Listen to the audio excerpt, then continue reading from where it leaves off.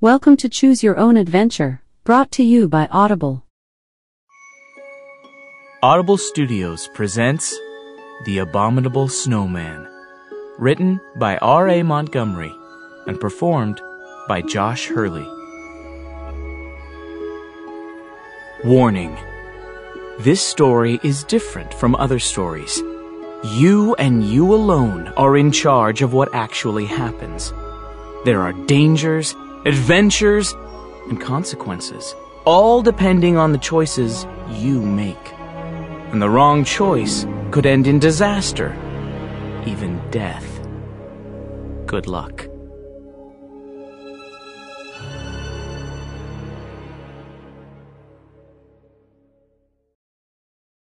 Would you like to continue?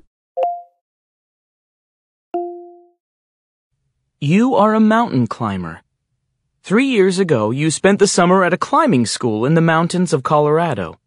Your instructor said that you had natural skills as a climber.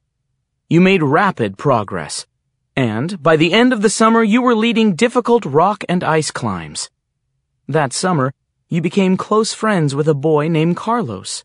The two of you made a good climbing team. Last year, you and he were chosen to join an international team. The expedition made it to the top of 2 unclimbed peaks in South America. One night on that expedition, the group was seated around the cook tent at the base camp. The expedition leader, Franz, told stories of climbing in the Himalayas, the highest mountains in the world. The Himalayas form a great natural wall between India and China, with Nepal tucked in amid the peaks. Everest, K2, and Annapurna are the best-known mountains in the Himalayas. These and many other peaks have been climbed. Still, others lie in remote areas where few humans have gone. There, said Franz, in the high valleys beneath the snowfields, lives the Yeti, sometimes called the Abominable Snowman. The Yeti is said to be a huge beast, Franz tells you. Perhaps a cross between a gorilla and a human. People cannot agree what it is. Is the Yeti dangerous? Carlos asked. Franz shrugged. Some say it is. Other people say the Yeti is very gentle. Have you ever seen one? You inquire. No. Almost no one has. The best proof of the Yeti's existence is a set of very large footprints discovered in the 1950s by a British expedition. No one has ever photographed one that I have heard, Franz answers. But still, the stories persist. You and Carlos decide then and there to find the Yeti. When you returned from South America, the two of you raised money from the International Foundation for Research into Strange Phenomena. Your goal? Proof positive that Yeti exist. You will find and photograph the Yeti. That is what brings you to Kathmandu, the capital of Nepal. Your problems, though, have already begun. 2 days ago, Carlos left by helicopter to look over the terrain near Mount Everest. The helicopter returned without him. The pilot told you that Carlos decided to stay up at the Everest base camp to check out a report that a Yeti had been seen. He had a radio transmitter, but you have received no word from him. The weather turned bad, and radio communication was interrupted. You have an appointment to speak with R.N. Renal, the Director of Expeditions and Mountain Research, and an authority on the Yeti. He knows your plans. You need his help with official permits for the expedition. He will also have good advice and information. But what about Carlos? Do you meet with Renal, or do you go search for Carlos?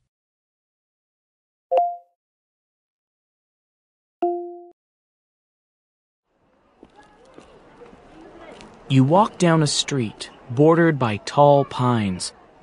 They are green-blue, and the branches and needles are very fine and delicate. Hanging from the upper branches are what look like huge, tear-shaped, blackish-brown fruit. You stop and look up, wondering what they are. Then one moves, spreads giant wings, and flaps off.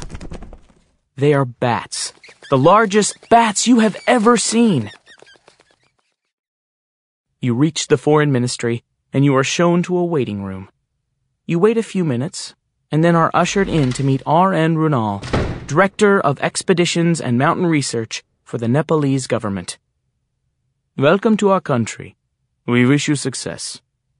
But I have some bad news. The expedition you have proposed could be very dangerous. You look at him, not knowing what to expect. Keep going?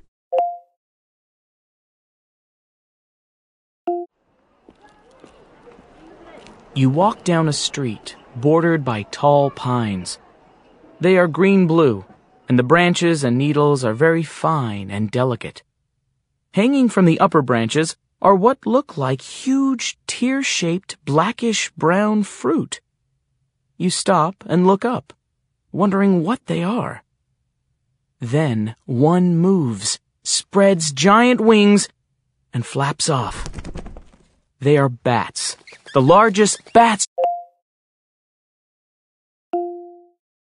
Recently, a large expedition set out without telling us that they were going after the Yeti, says Runal. They used guns and traps and tried to kill one of them. The Yeti are angry. Mr. Runal, we just want to find a Yeti. We have no intention of ever hurting a Yeti. I know that. We have checked up on you. It is a shame about the others. I must advise against going into Yeti territory. I could arrange a trip for you into the Terai region, out of the mountains, in the jungle area. You could photograph and study the tigers. They are famous and also dangerous. Later, perhaps, you could conduct the expedition you are leading. Do you go ahead with your search for the Yeti? Or do you go to the Terai in search of rare tigers?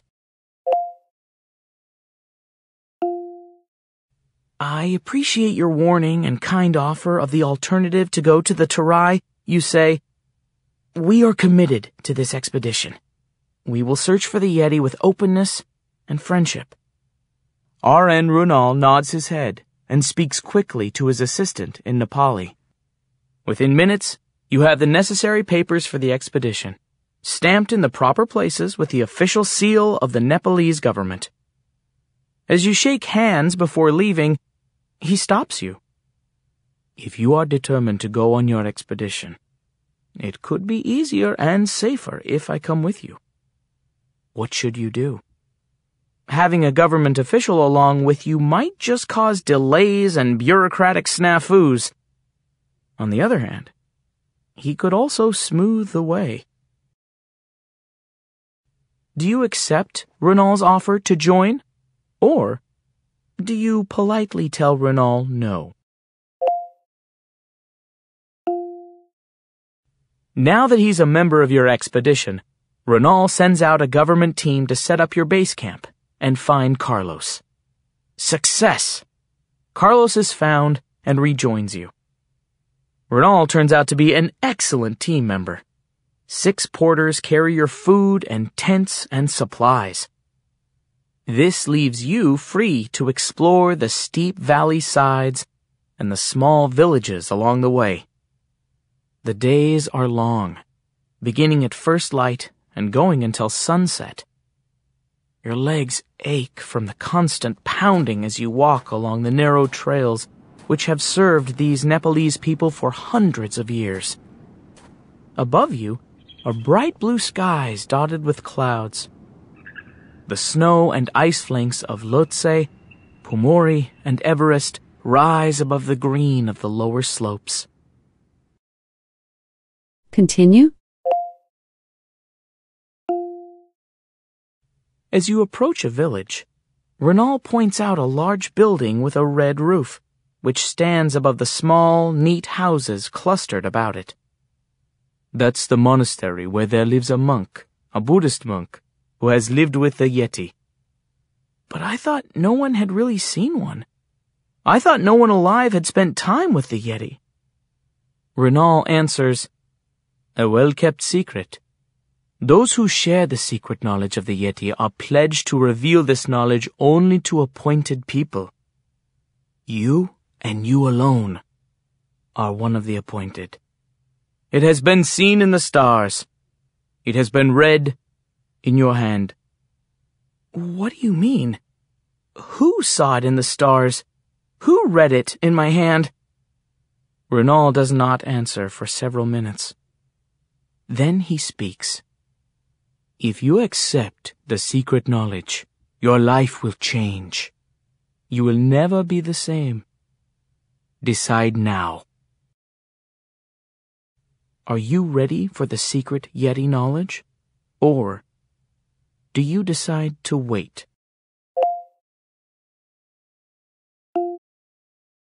"I gladly accept your offer. I am ready for the knowledge. Come with me." He leads you to the monastery. Carlos stays behind. You and Renal enter the monastery through a huge wooden door. It is dark inside, but you make out the figure of an old man seated on the floor. Behind him is a statue of Buddha. The man welcomes you and motions you to sit before him. You see that he is wearing the robes of a monk. You are served yak butter tea, a thick broth that you find hard to swallow. Listen well with heart, head, and body. Listen with eyes more than with ears. Heed the cry of the Yeti, the old monk tells you. You can hear bells in the distance and wind in the pine trees just outside the window.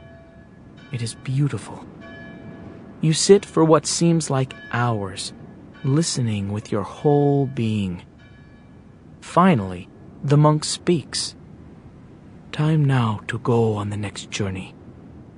What journey, you ask? This is getting too weird. A continuation of the one you are already on, he replies. Do you change your life forever and take the journey? Or do you stay where you are? Renal is still with you. He taps you on the shoulder, and you rise and follow him to the back of the monastery behind the golden Buddha. The heavy smell of rose-scented incense fills the air. The Yeti are guides to Shangri-La. They take the chosen people to this hidden valley, which many have heard of and only a few have seen. You nod, wondering what comes next. One last chance, my friend. Turn back now and live a normal life with your friend Carlos. Go ahead and accept the life of the secret world. Do you go on or turn back?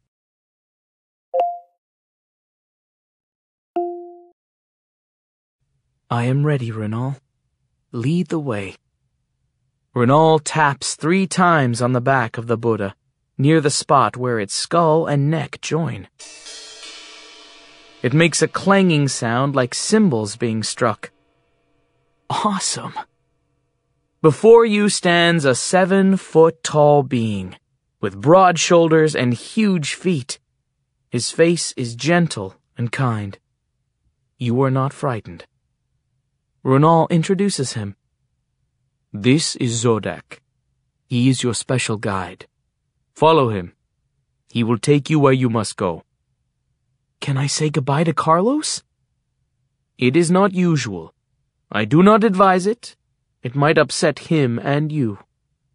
However, if you wish, go and say farewell. Do you go say farewell to Carlos? Or do you stay alongside Zodak?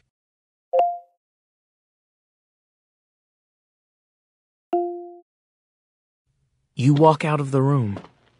The Yeti, Zodak, accompanies you. Carlos stands outside, as he was when you left him. He is frozen in time. He can't hear you, nor can you hear him. You have become a part of a different world. You start to realize some of the consequences of your decision to go to Shangri-La. You say a quiet goodbye to Carlos, even though he cannot hear you, and follow Zodak back into the monastery. Zodak motions to you to follow. He takes one giant step into the air. You look with amazement as he hovers a meter off the ground. Then you step up into the air, and you, too, are suspended above the floor of the monastery. You are levitating. Whoosh! The two of you zoom out of the monastery, right through the walls, up into the sky. You travel at unimaginable speeds. You climb at a dizzying pace until the two of you stand on top of the sharp, icy crest of Mount Everest. Below you stretch glaciers, mountains, valleys. You see the world from the top. Zodak points to a narrow slot near the topmost point of Mount Everest. He says, "That is the route to Shangri-La." He takes 3 steps, enters the slot, and disappears from sight. Shall I continue? You take one last look at the earth about you. You see the clouds rolling up from the flat, dry plains of the Punjab in India. You see the curve of the earth. You see the contrail of an airplane far to the south. You step into the narrow chute. It's warm, glistening with the shine of a metal unknown to you. You hover in space in the narrow metal tube. In truth, you are moving at a great speed down through the center of Everest. There is a rose-colored glow around you. Where is Zodak? Some guide, you think, leaving you alone. What's next? With a gentle bump, you come to rest. In front of you is a clear glass door. You push it open. There stands Zodak. "Come. Welcome to Shangri-La." You walk out into a dark green valley surrounded by low-lying hills. In the distance are high mountains. One of them looks like Everest. You hear music unlike any music you have ever heard before. It is somewhat like the sounds in the monastery, the bells and wind. The sunlight is warm and relaxing. Shall I continue? Zodak leads you down a long trail to a 7-story building. It seems to be a fortress, but it is painted white and red and gold. There are no soldiers, no guns, only people who smile and greet you as though you were an old friend. It seems so natural. You turn to Zodak, and you get a shock. His form has changed. Now he is the mirror image of you. What does this mean? Although you never find out about that, you learn about many things as you stay in the valley. You have the chance to try many activities you could never try before, but only what is available in the valley. You learn to be contented within the limits of the small valley. Second thoughts? One last chance. Is that it? Is that what you want? Okay, you're on. Out of the valley of Shangri-La and back to the real world. Is it different? Can you do whatever you want? Can you fulfill your dreams? Can you enjoy your life completely? Or must you be content within limits? The end.